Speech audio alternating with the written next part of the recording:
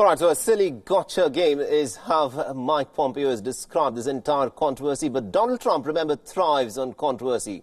And perhaps the biggest controversy of his presidency is exploding right now, even as we speak, in the year leading up to his 2020 presidential re-election bid. An impeachment inquiry has, of course, been initiated by the Congress House Speaker Nancy Pelosi against the president. And instead of going on the defensive, this is how Donald Trump has chosen to respond.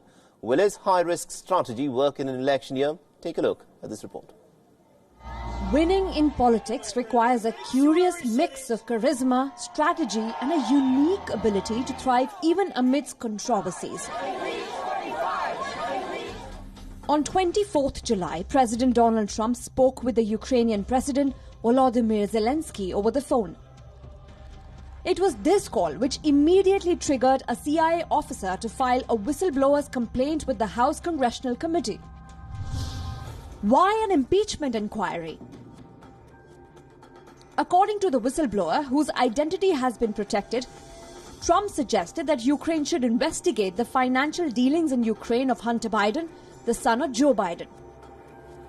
Who is Trump's Democratic rival in the presidential race? Biden is also a former vice president. Even as Trump sought a probe into Hunter's dealings, the United States froze $400 million aid to Ukraine. The Democrats were quick to hit back.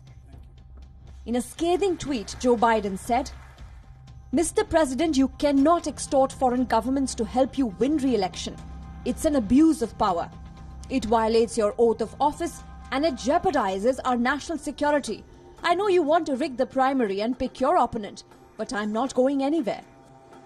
So did President Trump cross a red line?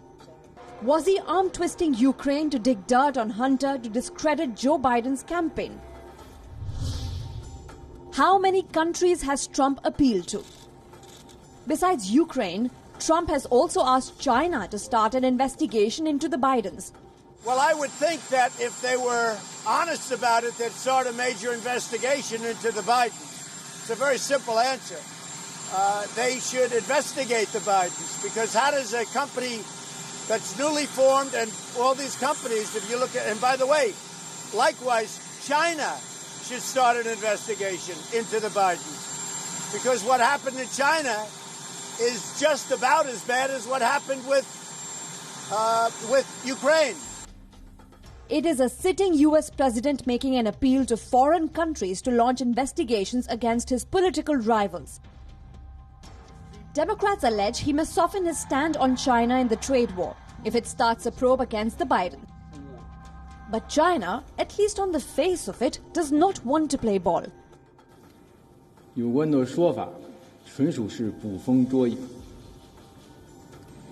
Despite being turned down by the Chinese, Donald Trump has been unrelenting.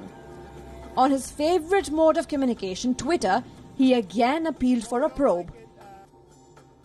As the President of the United States, I have an absolute right, perhaps even a duty, to investigate or have investigated corruption, and that would include asking or suggesting other countries to help us out.